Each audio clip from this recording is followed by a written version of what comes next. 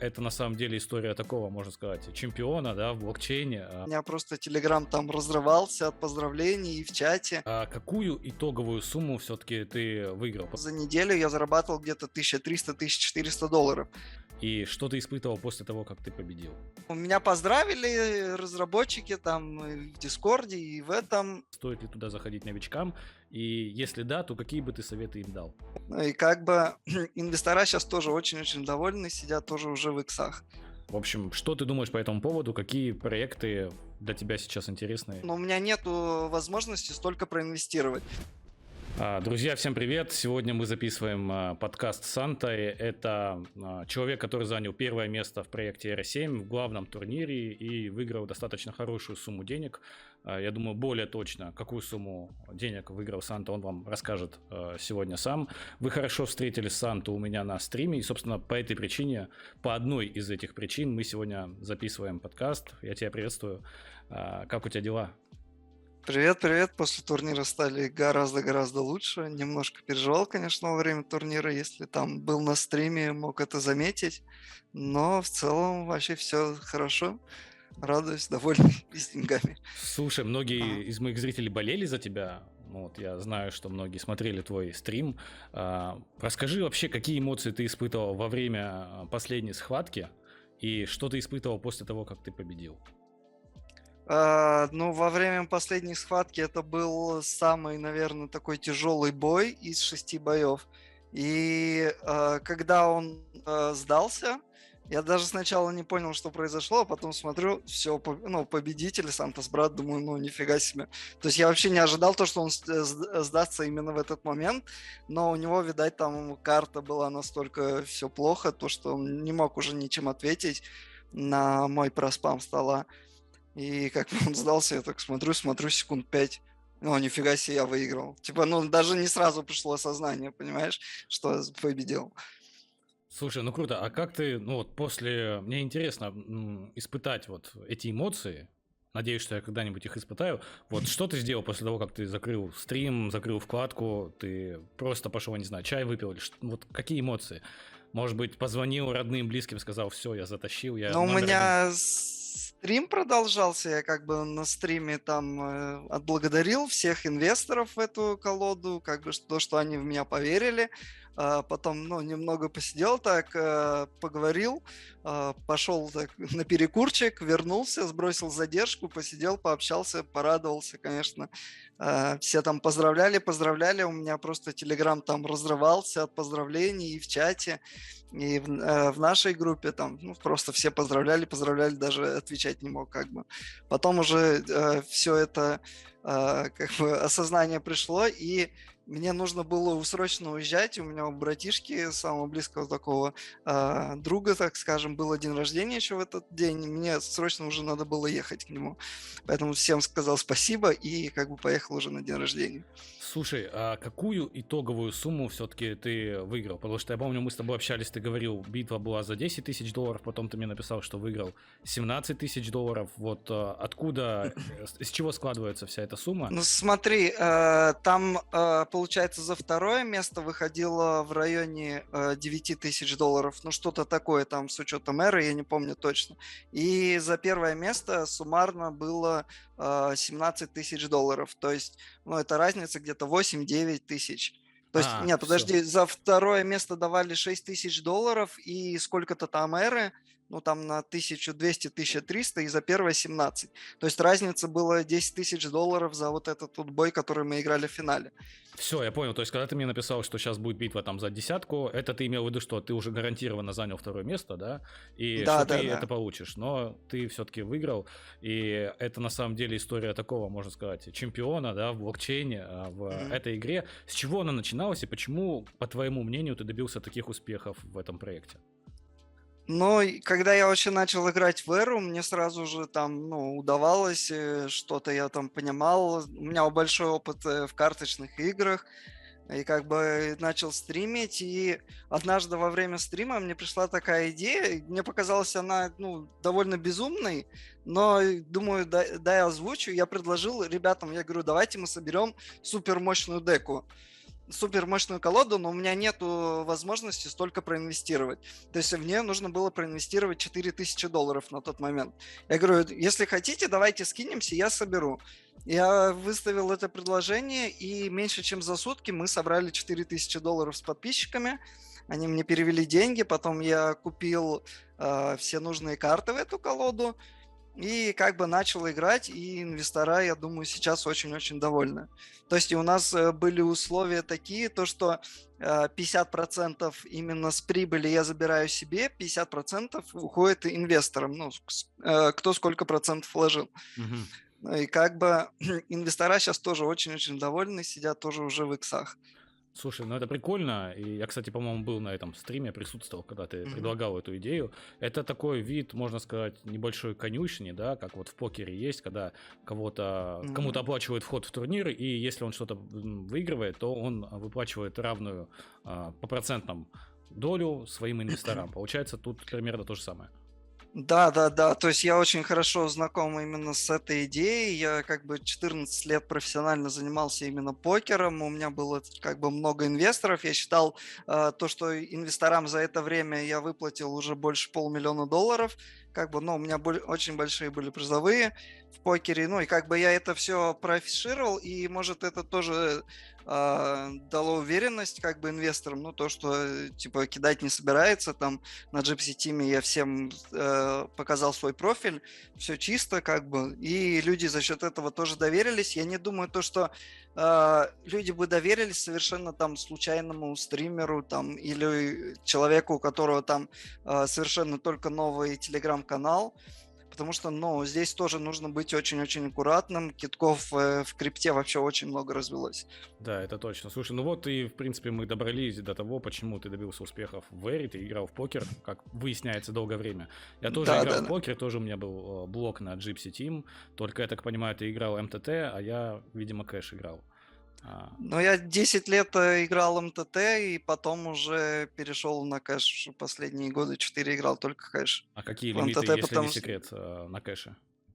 в кэше я играл там 50-й, 25-й, но я играл гонки, понимаешь? Рейгонки, Гонки на короче, да. пати-покере. А, Да, там на рейгонках можно было выкатывать, имея 130-140% рейкбека, если ты прям такой жесткий гриндер. И у меня получалось на NL25 за неделю я зарабатывал где-то $1300-1400. Ну, это как бы ну офигеть это какой винрейт, да. те золотые времена, когда еще рейкбэк не порезали, да, когда Да, еще можно было да, сотый да, делать. да.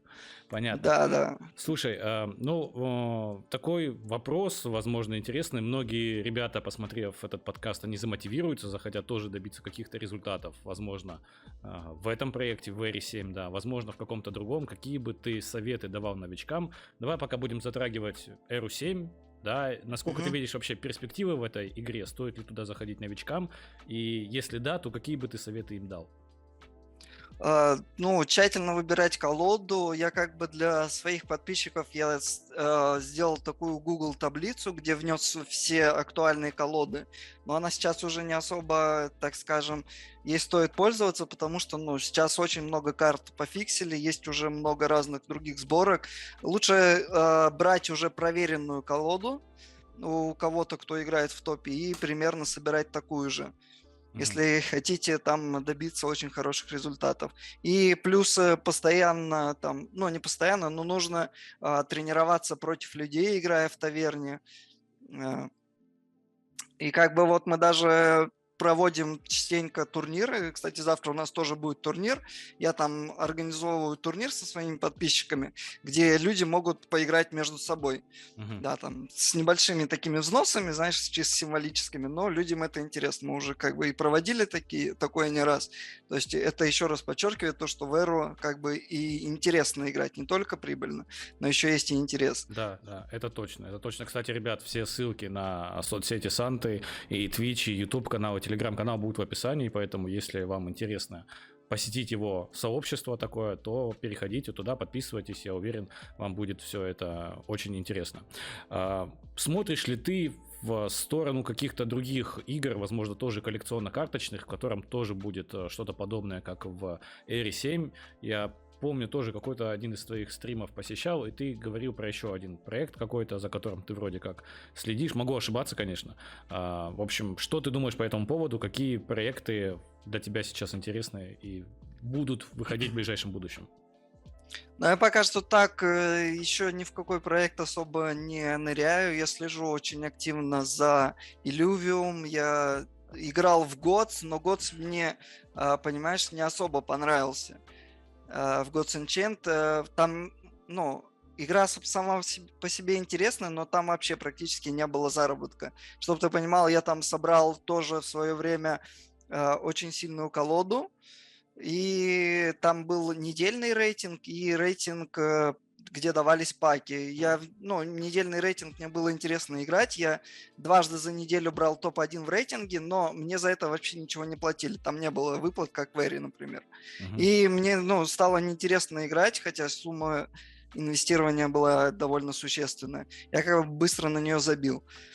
Но если будет какая-то интересная карточная игра по типу Hearthstone, там что-то типа такого, то интересно разберу, буду даже, возможно, стримить ее. Пока интересного прям такого не могу найти. Ну, я думаю, что на медвежке сейчас сложно достаточно что-то найти такое вот прям интересное, чтобы завлекло и своим геймплеем, и заработком. Поэтому скорее это будет, если будет, то скорее всего не скоро. И я думаю, ты нас уведомишь, если начнешь играть в какую-то другую игру, чтобы мы тоже могли следить за твоими успехами, также болеть. Потому что очень приятно, что русскоязычный игрок в блокчейне в таком известном проекте, как Era 7, занимает первое место. Это прям мега круто, мне кажется. Так, что-то я хотел спросить и забыл. Бывает, да, такое. Да. Как ты смотришь на игру Splinterlands? Она тоже вроде коллекционно-карточная, тоже игра с заработком, тоже игра уже с неплохой репутацией и игра долгожитель. Пробовал ли ты там какие-то игры играть? Добился ли каких-то успехов? Что скажешь про нее? По поводу Splinterlands я вообще не заходил в этот проект, и я очень много слышал о нем, но, как мне показалось, я уже опоздал в этот поезд. Могу ошибаться, конечно, но не думаю. Мне уже что-то и отговаривали туда зайти.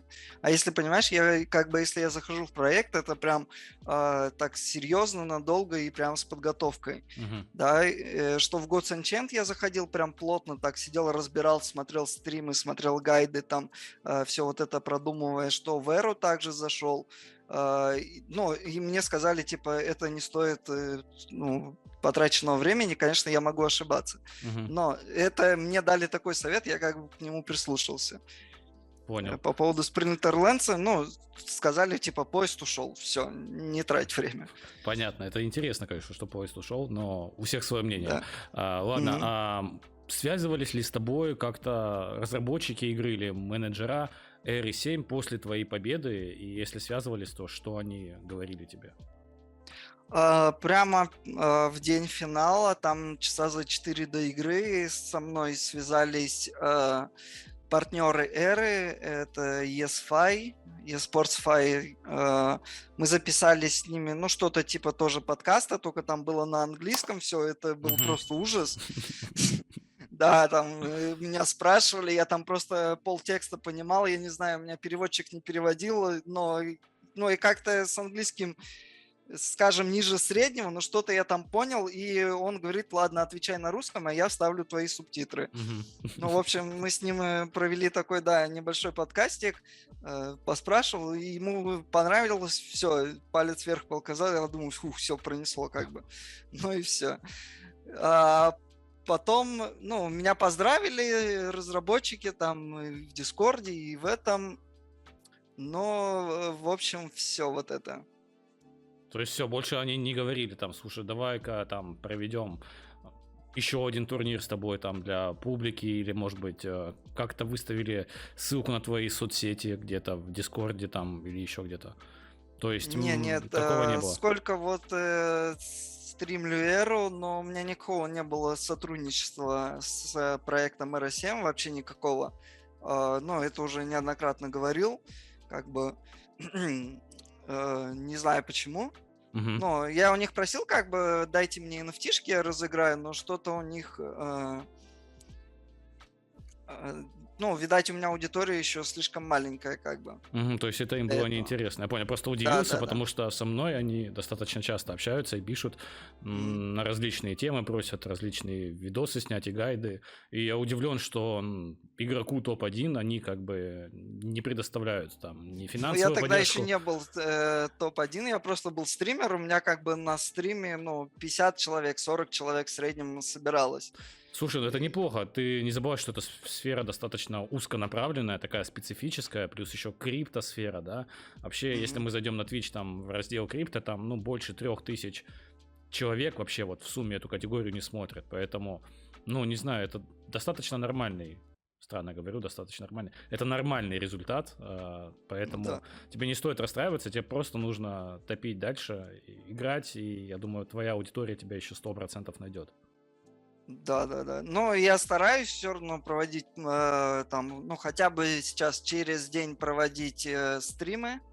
Э, ну, стараюсь выкладывать ролики на YouTube, ну, как-то что-то там организовывать для своего комьюнити, там проводить всякие розыгрыши и так далее.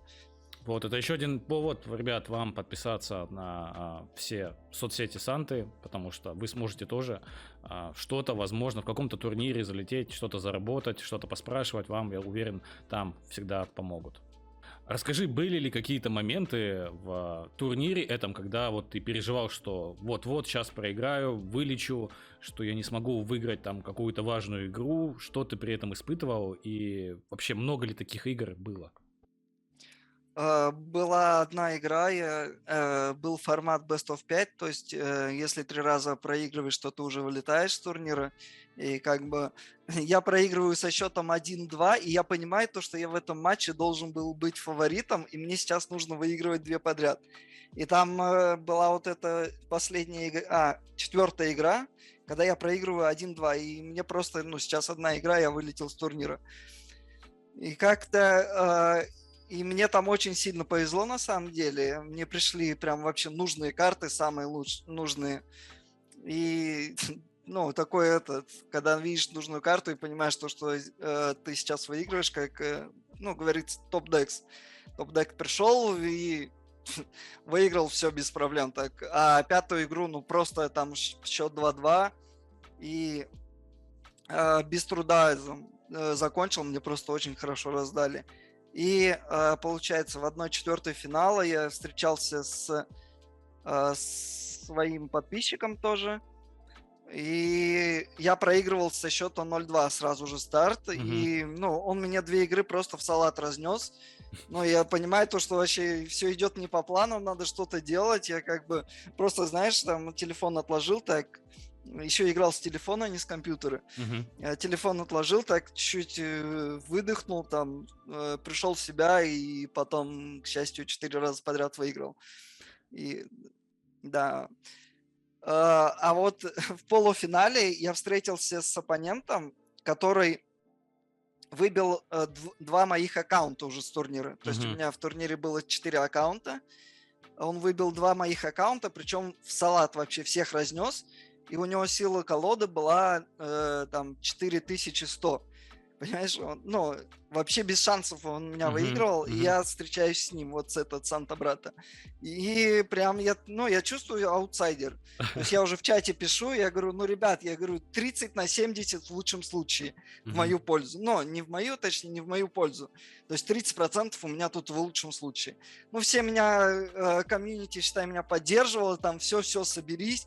А я понимаю, ну, я здесь жесткий аутсайдер, короче. И полуфинал, со старта что-то мне как-то раздавали, то ли хорошо, что-то я там делал, я не знаю, что случилось, но я как-то выиграл 4-0 без проблем, понимаешь? Ну, Слушай, я сам ну, просто офигел, да, вот от мне этой игры. кажется, ради подобных эмоций нужно играть в такие игры, потому что вот эти вот эмоциональные качели, они заставляют тебя просто почувствовать себя человеком, когда ты не знаешь, что волноваться тебе, переживать, радоваться. И это очень круто, когда здесь еще можно заработать какие-то деньги. Вот я хочу, чтобы таких игр на блокчейне было как можно больше, чтобы такие ребята, как Санта, могли показывать свой талант и добиваться каких-то успехов, причем публично, чтобы не так там кто-то выиграл и все, а чтобы как Санта это транслировалось, чтобы виден был этот путь, потому что я уверен, у тебя сыграно очень много. Там можно статистику посмотреть, сколько игр всего у тебя сыграно?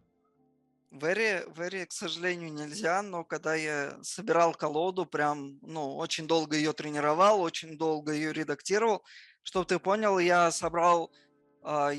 как бы советовался вначале там с 3-4 людьми, которые играют, например, на таких же колодах и играют очень высоко в рейтинге. Мы вместе с ними как-то вот эту колоду собрали, а потом уже за неделю до турнира, или даже на самом турнире, если так сказать, в этой колоде поменялось аж 10 карт, чтобы ты понял. Мгм. Ну, это все случилось в результате тестов. Вот это все в таверне, в игре. И конечный вариант этой колоды был намного лучше, прям в разы изначального варианта.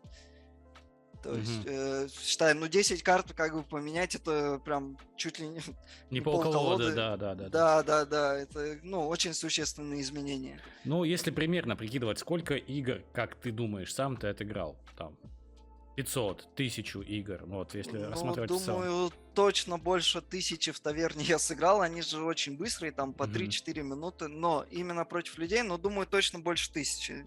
Больше Э, 1000. Да, да, да, Мгм.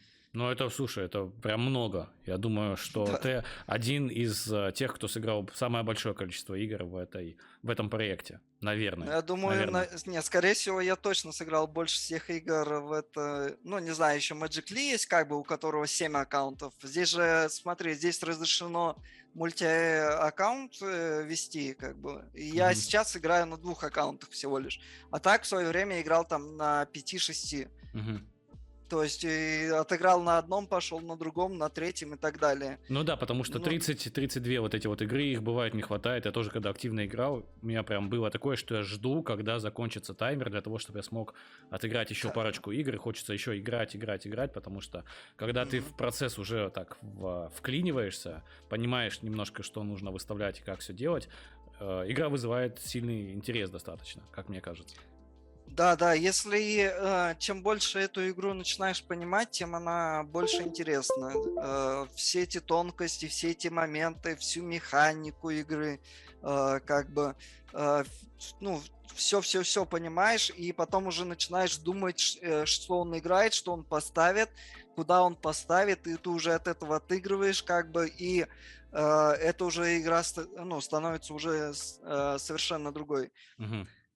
То есть, чем больше ты в ней знаешь, тем она намного-намного сложнее на самом деле. 100%, да, я тоже это заметил. Но это как в покере, также, пока ты не понимаешь, как все многие думают, если ты знаешь правила покера, значит, ты умеешь играть в покер. Но, к сожалению, люди, которые посвящают этому делу многие годы времени, они поспорят с вами очень сильно. Слушай, у меня есть очень много NFT-шек, прям очень топовых. Можем их, кстати, еще в розыгрыш засунуть, если ты хочешь розыгрыш какой-то сделать. Да, давай совместный розыгрыш от тебя и от меня. Да, да, я думаю, я тут... А ты как, просто NFT-шки разыгрываешь же, да? Но я обычно разыгрывал NFT, потом я что-то смотрю, я не мог перевести NFT-шку с аккаунта на аккаунт, я просто отправлял ребятам деньги равноценной стоимости этих NFT, а NFT просто продавал. Ребят, ну раз уж мы общаемся с человеком, который занял первое место в турнире по RE7, мы не можем вас оставить без розыгрыша. В розыгрыше у нас будет участвовать 5 человек, и Санта подарит, я так понимаю, одну NFT-шку легендарку, да? Правильно? Да, да, да. Санта подарит вам легендарную NFT, а 4 остальным ребятам я просто перечислю сумму денег, равную стоимости какой-нибудь неплохой NFT-шки. Выберите сами, что вы захотите. Ну и условия для этого розыгрыша простые. Нужно будет, наверное, подписаться на все соцсети Санты. Это YouTube, Telegram-канал, Twitch. Есть у тебя что-то еще, Санта? Да нет, все, Telegram, YouTube и Twitch этого вполне Вот, достаточно. да. Ссылки на его соцсети будут в описании. Ну и подпишитесь на мой канал и на мой телеграм-канал. То есть все очень просто. Просто подпишитесь на все наши соцсети, и вы будете участвовать в этом розыгрыше. Напишите еще, конечно же, комментарий под этим роликом, потому что именно по комментариям мы будем отбирать победителей рандомным способом.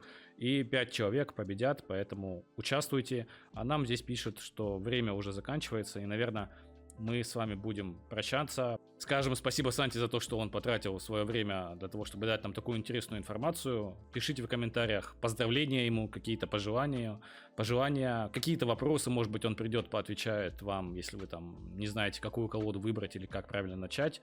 И всем удачи, всем пока. Пока-пока.